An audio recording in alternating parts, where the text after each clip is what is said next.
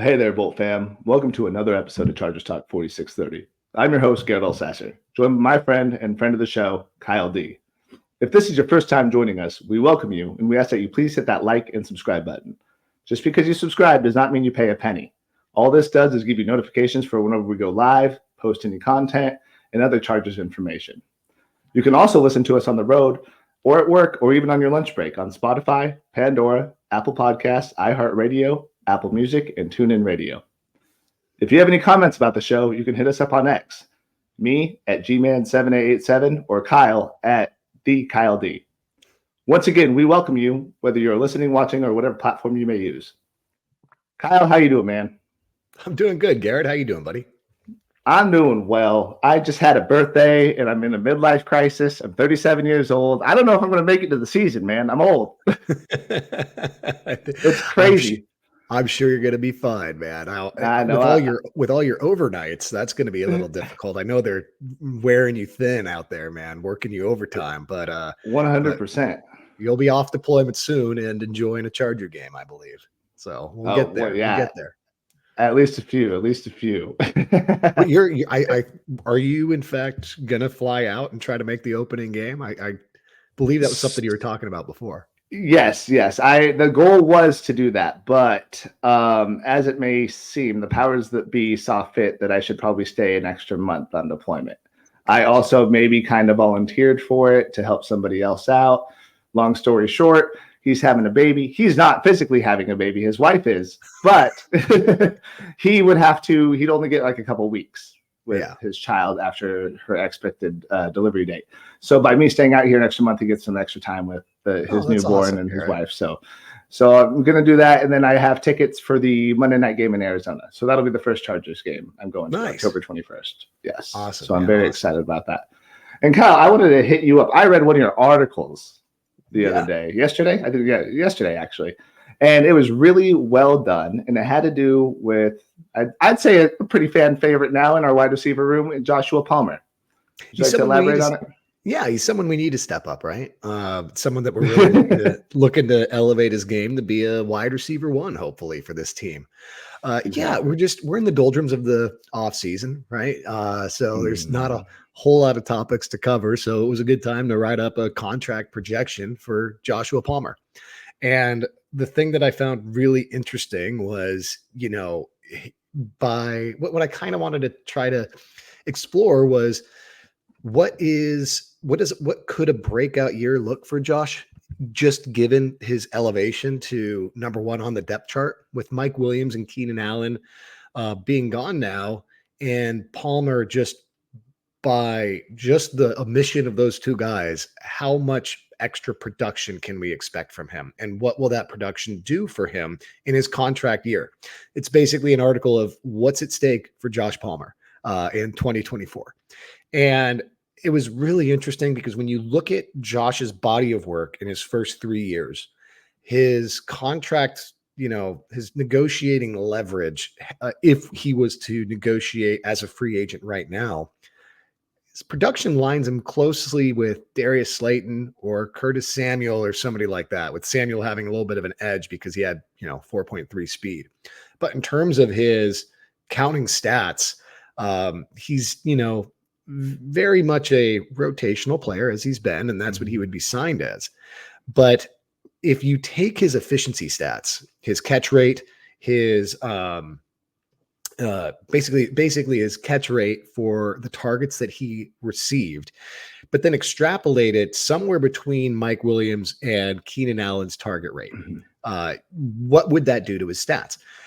When I looked at, and you can see this on stormcloud.blog, I explored initially what his target rate was with those guys on the team. It was just below 16% of the routes that he ran, he was targeted on, plays that he ran a route, he was targeted on about 16% of them.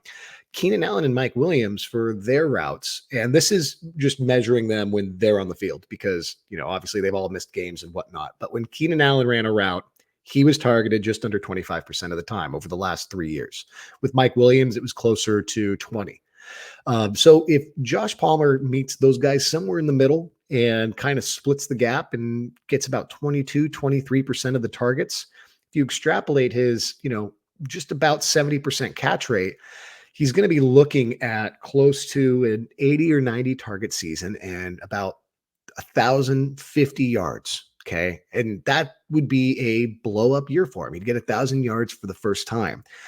If he does anything above that, you could start looking at like a Nico Collins type projection if he were to really improve on his current skill set. If he can turn his, I think it was 11.9 yards per reception into more like a 13, 14, 15 yards per reception.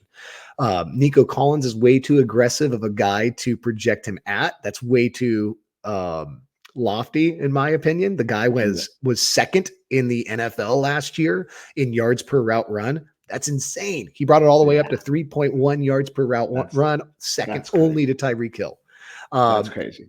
So I don't want to say that he's going to have that kind of blow up, but even just at that, getting himself just over 1,000 yards for the season and around 80 to 90 catches, there's plenty of market comparables that show his value, his market value next year will probably be close to 18 or 19 million per year. So it's a big year for Palmer just by staying healthy and doing what he has historically done for the Chargers. That's kind of what you can expect him to work, the kind of contract you can expect him to work himself into in the free agency next year. And with that, will Ortiz let him walk and collect the 4th round pick, or maybe even as high as a 3rd, or will they choose to re-sign him and try to keep him around an extra couple seasons?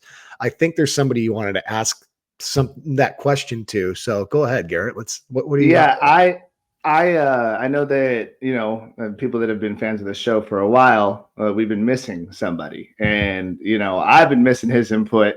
So I think we should bring him in, let him say what's up and give his piece. All right, let's see. Hey, Stacy, how we doing? Hey, oh my goodness. There we go. What's up, guys?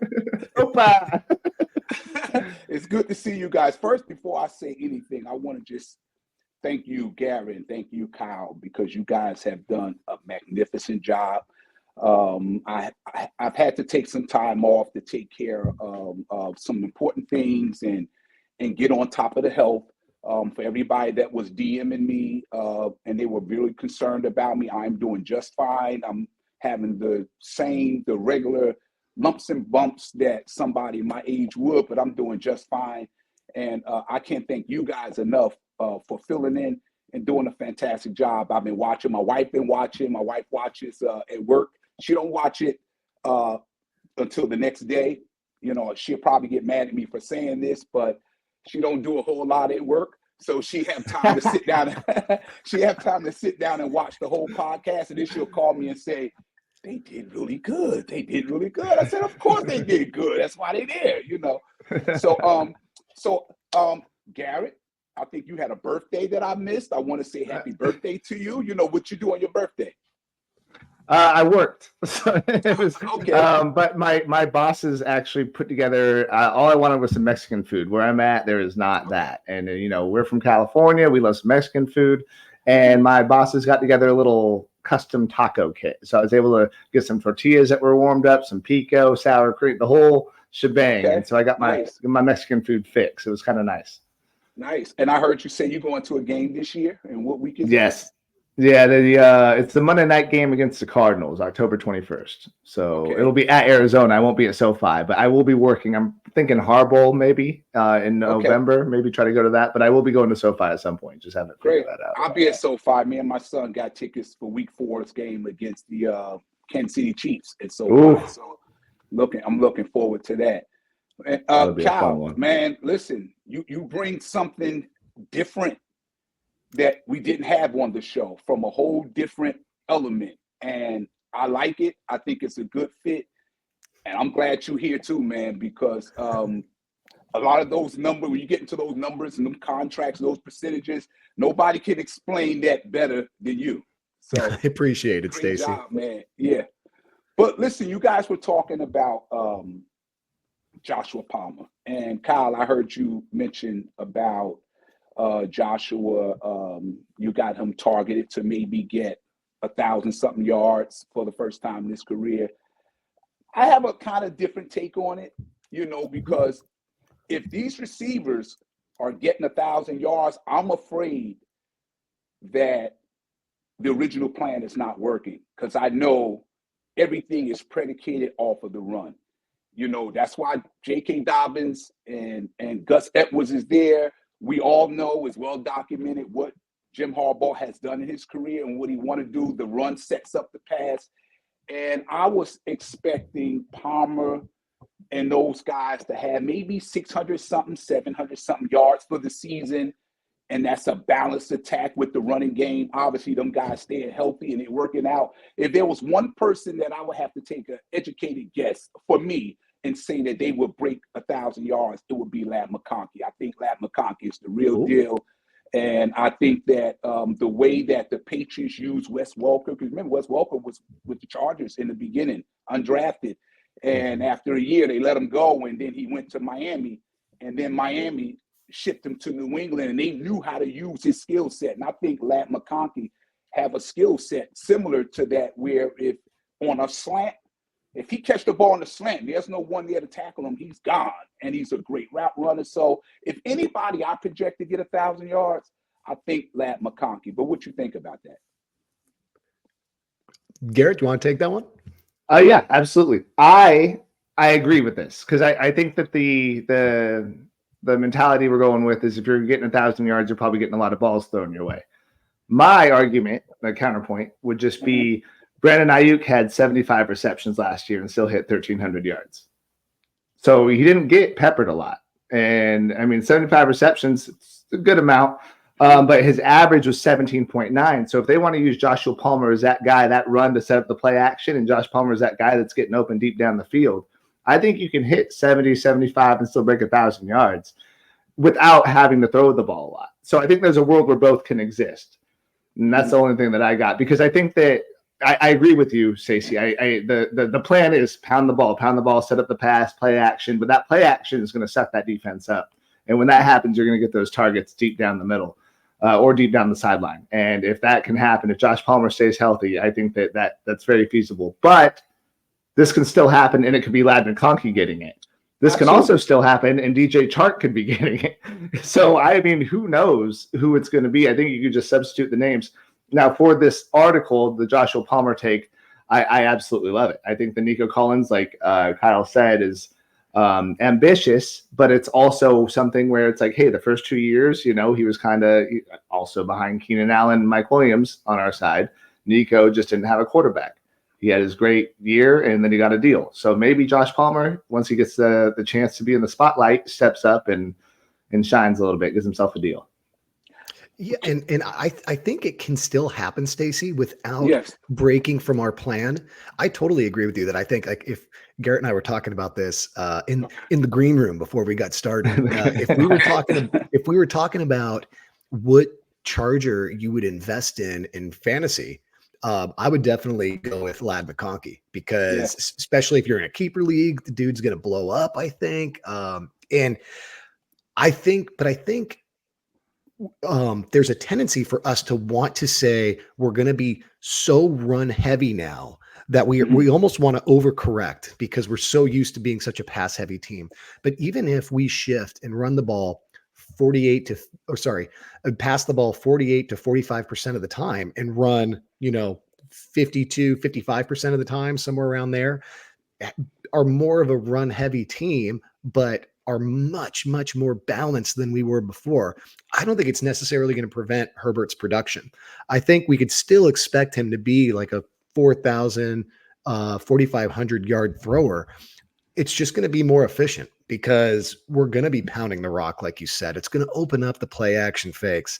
And the funny thing in writing that article that I forgot about, when we drafted Palmer, his scouting reports noted that he was a really, really good deep threat. He was over 16 yards per catch in college. Some of his highlight, footage is of him, burning Patrick Surtain on a deep route. We wanted to kind of pigeonhole him into being Keenan Allen's replacement, but in all actuality, he might be more of our Mike Williams type, with Ladd McConkey being our underneath guy. So I I think there's a very, I don't want to say strong chance. I think it's a very probable outcome that both our running game does much better than we've seen in the past, that we are a Harbaugh smash mouth team, but we still have two receivers that break that 1,000-yard mold. Kind of like what Garrett said, might not be like a 13 or 1,400 yard season, but it's certainly there for two guys to just sneak over that, get 1,000, 1,100 yards. And with that, Palmer will have shown everybody that he can be a wide receiver one and could expect to get paid. And then from there, it comes down to whether or not we let him, go and get paid, ride off into the sunset, collect our draft pick, or if we franchise tag him or try to keep him for another couple of years. Yeah, well, you make a lot of interesting points. And if it works out for him that he do get over 1,000, I'm not complaining. I'm happy about it. I just want to win. But there's only a few concerns I have, like before I was beating it down, 11 wins, 12 wins. But now that I've had some time off and I had some time to really marinate with things a little bit, there a little concerns I do have in the receiver room, because you remember going into the last couple of years, we were always confident in being able to put points on the board because you had Mike Williams and Keenan Allen in that locker room. So that's where the confidence came from. But those guys are not there anymore. And you got Joshua Palmer, who's been battling injuries, and his best season, I think he had 700-something yards. But he's had opportunities when Keenan and Mike both were out to step up and show us if he can be like that number one receiver. So you have that element. You have DJ Chark, who's been pretty much injured. He had one good year where he had 1,000 yards. So, we're hoping these guys can stay healthy. You need Quentin Johnston to step up, and be the number one pick that we thought we were getting. And then you got Cornelius Johnson and Brendan Rice. So you don't know what it's going to look like yet. And until camp come, a lot of questions will start getting answered as to who these guys are and what they're going to look like in this scheme. But I was reading earlier in the week about rumors about Brandon Ayuk and another one, I forgot the other receiver, but being traded to the Chargers. And someone called me and asked me, would you be open for somebody like a Brandon Ayuk? And I don't know about you guys, but here's the reason why I said I wouldn't mind it if they do. You got a lot of unproven guys in that receiving room right now. And we know how when games start getting really, really tight and their defenses tighten up and you in late November going to early December and you need one of those plays, Keenan always was there. When you needed that 3rd and 8, that 3rd and 6, and you on the road and the crowd is screaming, getting behind that defense, and they looking to shut him down, and Keenan will make that tough catch across the middle just to get that little opening space. Who's going to be that guy now? And I don't know. I can't say right now we have that on our roster. But if you had a Brandon Ayuk, just throwing it out there, what you guys think? I hear you. That's like the shiny toy. I think we always have somebody before training camp or before the season. We're always like, man, imagine if we had this person. The only thing I have about Brandon Ayuk is off the field, his character. I don't like that he's been doing his live streams talking about joining the Commanders. I don't like that he's playing his game. So I have to respect that. That aside, I think that if, Greg Roman and Jim Harbaugh have this mentality, they don't want 3rd and 5, 3rd and 6, 3rd and 7. They want 3rd and 2. So if we are getting those colder games, I hope that we don't need to have that go-to receiver. I hope we can just give the ball to Gus, J.K., or Kamani, and we're getting that first down anyway and doing it that way. And that's my cop-out on the answer, because I really want Ayuk. I know. I kind of knew I was going to get that answer from you, but I'm just saying, look, it's going to be a long season, and unfortunately, as Charger fans, we don't want that to happen. We don't want to be in those 3rd and long situations, but there are going to be times late in the 4th quarter, we're going to find ourselves in those situations, and you're going to need somebody that you can count on to step up. Now, I'm not saying we don't have them on that roster right now. We probably do. We just haven't seen it yet. Yeah. You know what I'm saying? But, that's all I have on that. I'm waiting to see what Cornelius Johnson and Brendan Rice got to offer. We don't know. We know it looks good on paper, what they showed in college. We trust in our coaching staff But until we actually see it, not what he did with Stanford, not what he did with Michigan, the 49ers, because the Chargers at times, certain times throughout the last 2 decades, was the most talented team in the National Football League. And for some reason, they always fell up short. So we want to see it happen with us, break this curse. I believe it can. I just want to see it first before I'm totally sold. I am 46-year Charger fan. I'm ride or die with them all the time, but I want to see it in the lightning bolts with the powder blues. I want to see it because we've been cursed for so long. And that's all I got to say. I'm going to let you guys take off. I don't want to, I get long-winded. I love to talk. I miss you guys. I miss the podcast. I miss talking about the Chargers.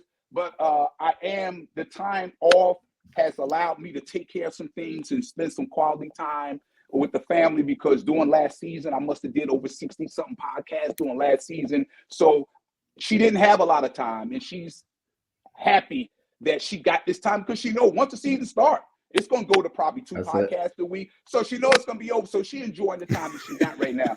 But I appreciate you guys. You guys doing a fantastic job. And I don't think this show would have been consistently good without the assistance of you two guys. And they always say, no matter how good a podcast is, and I believe it's going to take off once the season starts, even better. But people will see me because it's Charger Talk 4630. But behind every successful person, they have a great team that do a whole lot of things that nobody get to see. And you guys do a fantastic job. So it's not me, it's us. And I want you guys to know that. I'm happy to have you guys on board. So enjoy the rest of the podcast. Kill it, and I'll see you guys later. Right on, Stacy. Have a great one, brother. We'll see you soon. You too. All right. Sounds good, Stacy. Be good, man. Okay. All right, you too. I love that guy. I miss having Stacy around consistently, man. Yeah. I can't wait to have him back. I know I'm re-energized. We've only done one show without him so far, but because we had to miss last week. But that's true. That's true. I miss it. Yeah. Well, right on. Hey, Garrett, while we're on that subject, actually, I want to add on a little bit. Okay. Even though you didn't really get to get your. I was waiting for. I wanted to hear what you said about Brandon Ayuk because that's a really intriguing. Absolutely not. I'm a big no on that one. I'm a big no. Is it the character concerns? Because it can't be the on the field concerns. No. I totally understand people aren't going to agree with me on this. It's just my own little soapbox. I just think wide receivers are overhyped at this point in the league. Not necessarily in what they can do for a team. I think that there's market inefficiencies at play where wide receivers are commanding the highest APY outside of quarterback, but they are probably the least scarce. You can go to the draft every year and find good, talented wide receivers that can produce for you. It's the addition of all these 7-on-7 leagues that have come up. Wide receivers have never been more talented in my mind. It's not that they aren't productive and they aren't key to a successful offense. It's just that, when looking at things from an economical perspective, there's replacement goods out there. So why pay top dollar when you can go and get replacement goods in the draft? That's just my take on it. I would much rather turn into a team that is, consistently backfilling their receiver room, similar to what the Chiefs have been doing, even though you saw their offense stagnate a little bit last year as they were onboarding these guys. They have the tight end, they have the quarterback, and they even have to kind of shuffle their offensive line pretty consistently. But with those two guys being the focus and putting a lot of their financial resources and draft capital into the defense, they're always in it. They're always competitive.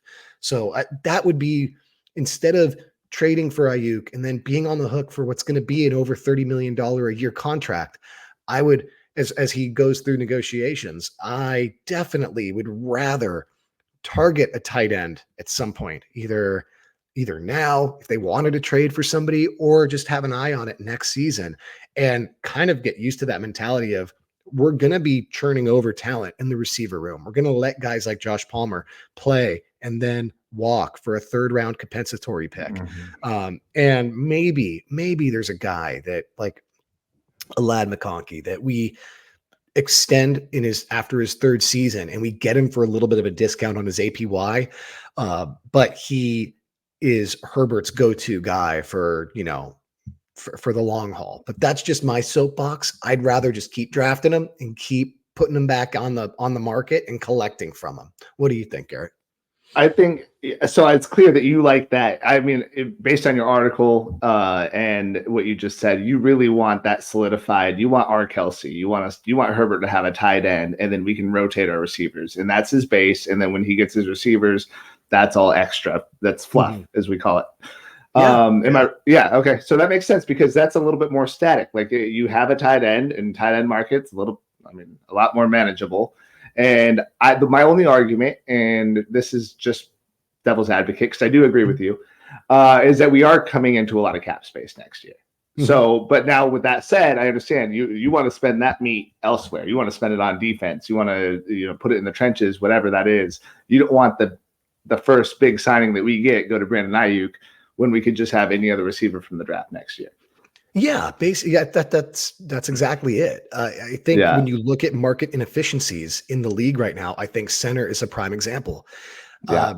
Centers are extremely important to the entire offensive line operating as a unit. They take the pressure off the quarterback to have to call pass coverages or blocking schemes and whatnot and adjustments. We saw it last year when Corey Linsley went down. We saw the drop off in the whole O-line, just not having that center there. Yeah, and I know some people will argue, well, that's because it's not as valuable of a position. I just think it's a market inefficiency. There's a lot more, and especially when you talk about, viewing things like you're taking a class in economics. A center has a body type that there's a lot more of that are available out there. There's guys that, it kind of starts at tackle and then it works its way down because tackles need to be, are kind of unicorns in their size and athletic profile. And not everybody that's a guard can be a tackle, but most guys that are tackles can be guards. And it kind of trickles that way down to center. But there's this cerebral element to it that's harder for them to quantify. So it often takes years for centers to really stand out. Like Linsley was a 5th round pick, I think. And then it wasn't until like his last couple of years, people were like, oh, that guy's elite. Let's get him. He's going to sign a big deal. He's an all pro now. Jason Kelsey, another example.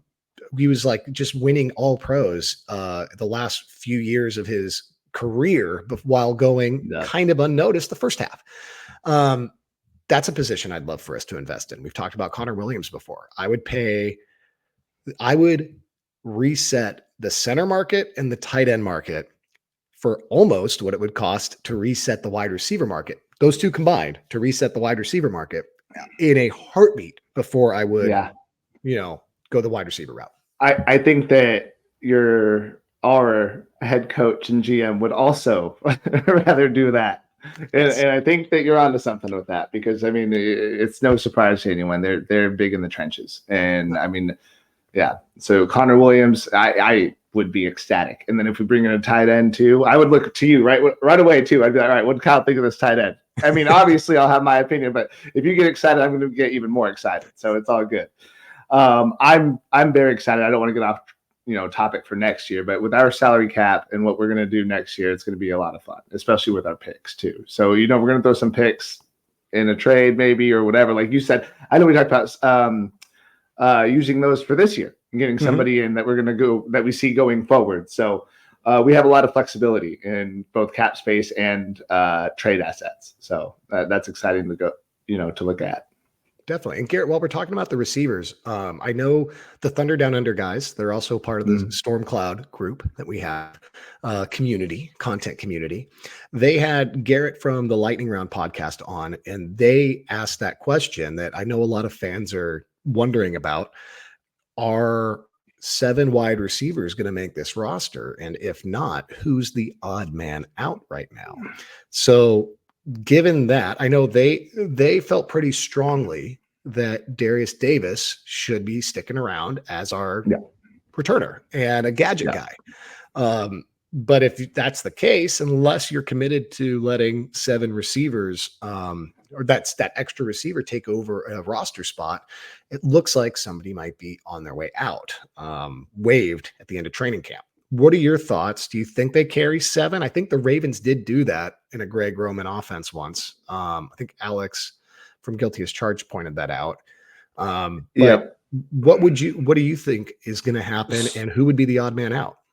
So just because I like everyone so much and I'm just such an optimist and I'm super unrealistic, think that we're going to keep 7. Like that's where I would go. Because why else are you spending, 2 7th round picks on receivers when you could just, take a flyer anywhere else? But for argument's sake, I think that if we did go 6, I think Brendan Rice has the inside track, if you will, to make it. And I think Cornelius Johnson might be the odd man out. Now, I'm going to be vulnerable here. When we make our initial cuts and we're cutting down to 53 man, are they subject to waivers? Yeah. And then we can put them on the practice squad? That's how they have to clear waivers. And okay. I think Brendan Rice has a lot more of a probability to get picked up, whether it's just namesake, whether it's that, whatever. So I think that might be something that comes into play as well. Now, I don't think that, Cornelius Johnson being the obvious better receiver, they're just going to keep Rice because of the namesake. If that's what happens, Rice is probably gone. But if they're like parallel, I think they think that that's someone we can probably let clear waivers, bring them to the practice squad, and we're safe. But in my heart of hearts, I think that they have a plan to keep 7. Just because Darius Davis is like an anomaly. He's a Swiss Army knife, and that kind of convolutes that middle part of the room there. So, or I guess more of the back end. But that's also something I wanted to bring up, but that'll be for another show. Darius Davis might be a little bit of a wide receiver threat too. They've been using him in OTAs quite a bit. Oh yeah, I think we'll see Harbaugh get a little more creative with a guy like Davis. When Greg Roman was cooking with the Ravens, they really prioritized speed threats. You got Hollywood Brown, you had Willie Snead, guys that could take the top off. Yeah. And that's, he doesn't need to be a do-it-all receiver. He can be a gadget guy. He can be just a downfield threat that gets behind a defense on a play action. They also really like to go horizontal. Roman likes to build some speed running across the field and letting, maybe it might be a jet sweep. It might be just a lot of like drag type routes, but stuff that, doesn't require Darius to have this huge expounded route tree and be efficient at all routes while still being a very viable threat to this offense in this offense. I'm torn on this one because I think you're right. They definitely drafted those guys for a reason. But I'm less attached to feeling like you have to, and you brought it up, like Brendan Rice is probably a bigger threat to get picked up on waivers if he is released or cut. But it's really, really, really rare that we see rookies, especially day 3 rookies, get picked up onto a team's active roster after training camp. It's way more likely that a team is going to go out and try to find a vet that they don't have to worry about onboarding as quickly, because you can't waive somebody and then sign them to your practice and then go and file a waiver claim and stash them on your practice squad. If you go and claim somebody, you're, putting them on your active roster and somebody's getting cut from your team. So you're taking a really big gamble in getting a 7th round guy onboarded and on your active roster, ready to make an impact after he's been in somebody else's training camp the whole time. So I don't think there's a huge risk of either of them getting picked up, but Rice would definitely be the one that I think would be way more likely. So I think Johnson will end up getting waived. But that said, how many games do we expect him to play if he is? I still think he's going to be a contributor. I still think he gets activated to 4, 5, 6 games by the end of the season just because of injuries. And, there will be attrition throughout the season and there will be plenty of opportunities. There's not going to be an Alex Erickson this season. Yeah, and we talk about Darius Davis. If he goes down, at least Cornelius Johnson, he's familiar being a returner. So, I mean, he's insurance there too. So, like you said, I think he can be activated. And if we need our special teams guy, then he can come in and do that too. So, you're absolutely right. It's a valid point because it's 7th round, day 3 guys. Why would a team go pick up somebody? I think we're just probably more in love with these guys, so we don't want to see them go, and we're bitter from Keenan Allen and Mike Williams leaving us. We just think every receiver is going to leave us now. But that's a very, very solid point. So I think that even if we do keep 6, it's probably going to be good news anyway, and we'll be okay going forward. And we all do it. We all do it every year. Yeah. We're going to do it this preseason. You're going to fall in love with a guy that shows up in preseason. I'm going to do the same thing. And we're going to sit on this podcast and say, we've got to keep him. We can't waive him. Somebody's going to steal him. And then we'll waive him. And then they'll go right back to the practice squad because people, those claims don't happen as much as we think. But it's the perpetual cycle that we always find ourselves in. Fajoko a couple of years ago, we talked about that. It was the same thing. Everyone lost their minds. So, it's the same thing. I got you. And while we're on that subject, Garrett, what do you think about cuts? Do you have anybody or any guys that you see as a potential surprise starter or a surprise cut as we head before we have the benefit of training camp and preseason games? Yeah. Do you have any predictions there so far? So I heard a lot of noise about Dye coming in when we signed him, linebacker, right? We were just like special teams, cool, fill in 1-year deal, but everyone's been getting 1-year deals because we broke. We don't have any money. And I think that with the noise that I heard with him, he's actually a very solid linebacker coming from Minnesota. I think that maybe he can kind of push for that starter spot, or when he does play, he will show us. I know that doesn't answer your question in totality because maybe he doesn't get the roster spot, or the starting spot. But when he does play, I think we'll be like, holy crap, he's actually a really, really good linebacker. Mm-hmm. And I think that that's somebody who would, be not really shocking, but surprise a lot of people because everyone expected him to just be a special teams guy. Mm-hmm. And then also, relevant is Brendan Rice. And I think I'm just biased now at this point because I think that he dropped a lot. Like he was expected to go in like the 4th round, I believe. And I think that exactly. And I'm a USC fan, so I watched him. His game is solid. And I keep saying this, Anquan Bolden is who he reminds me of. He's just like that big physical receiver. Anquan Bolden played with Jim Harbaugh. And if he turns in, and I'm not saying year 1, he's Anquan Bolden. But if he can play or, his game resembles that, I think he's going to shock a lot of people. Mm-hmm. Yeah, he's really physical. I wouldn't be surprised if, he doesn't do as much in year 1 between the 20s. Yeah, but exactly. He seems like a guy that could be a red zone threat because he does not shy away from press coverage. He has no problem with people getting their hands on him and making a contested catch. So I'm with you. I think he definitely could have a role in year 1. He's going to have to get injuries. So go ahead. I was just going to say, especially injuries as they stack up. I'm probably going to do an article about this in StormCloud, but speaking of Fajiko, very common thing to have happen is some of these veterans get cut in week 1. Not because they're not going to eventually be the starter, but because if you've accrued over 3 seasons in the NFL, you become a vested veteran. And if you're on the roster in week 1, your salary is guaranteed for the rest of the year. So Fajiko was, made training camp his last season with the Chargers and was stoked about, finally making the roster. And they did a media round that I didn't like. I think we've talked about it before. Yeah, we did. Covington was cut. Not because they didn't plan on him being a, pseudo starter or rotational guy, but because they knew they were going to have to, waive him occasionally, stash him on the practice squad, bring him up on a game-by-game situational basis.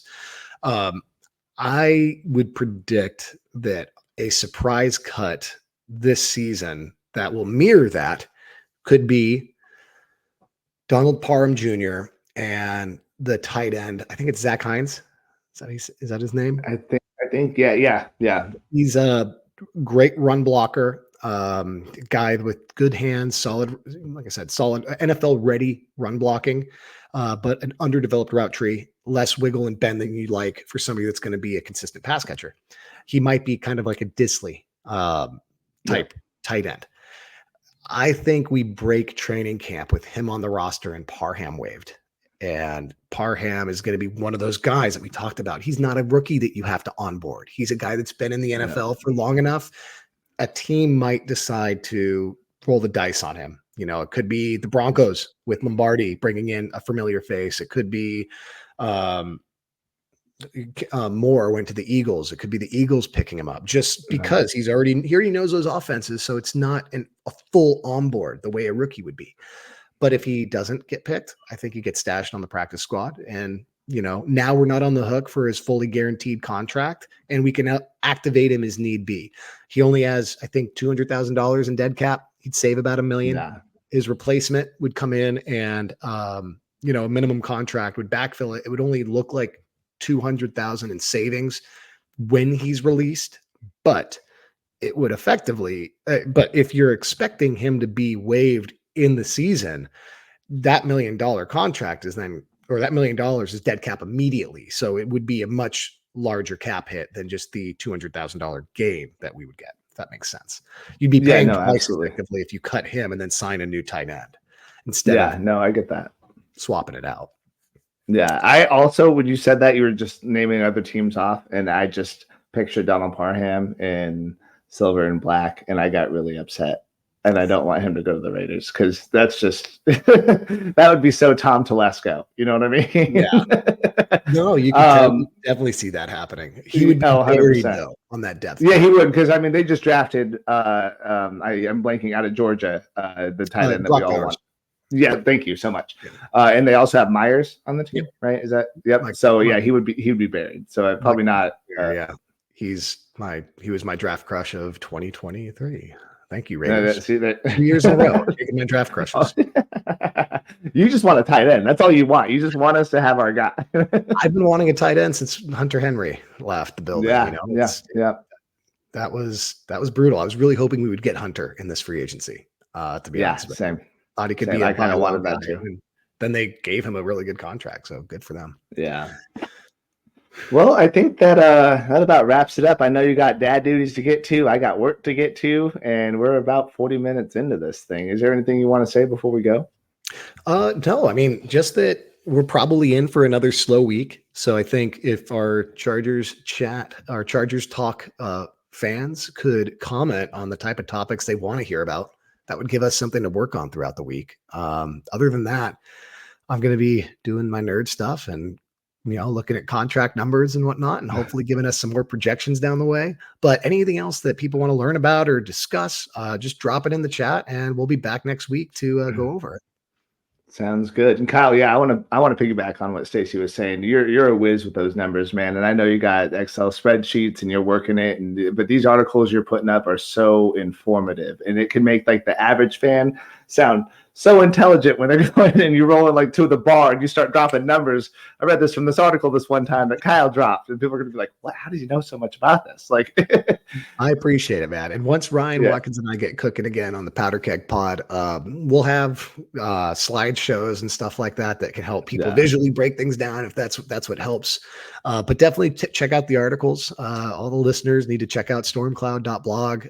It's very I drop visuals in there to help follow along and read along as we talk about this stuff. But it's niche. It's niche. I don't think it's as it's as digestible content because it's kind of nerdy, but I definitely love it, man. It's what I love to do with football. Hey, if people are watching this podcast, they're going to love it too, because they love the Chargers and it's Chargers related. So that's what it is. All right on. But all right. We'll wrap it on up. Everyone, thanks for tuning in. Make sure you hit that like and subscribe button. Once again, it doesn't cost you anything. But bolt up. Let's get through this week. And then next week, I believe the rookies report. Is that right? What day is it? Next week, right? I believe so. So next week we'll be starting, rookies reporting to training camp, and we'll get some content flowing for you all. But like Kyle said, hit us up with any questions or content that you want to see going forward. And until then, y'all, bolt up.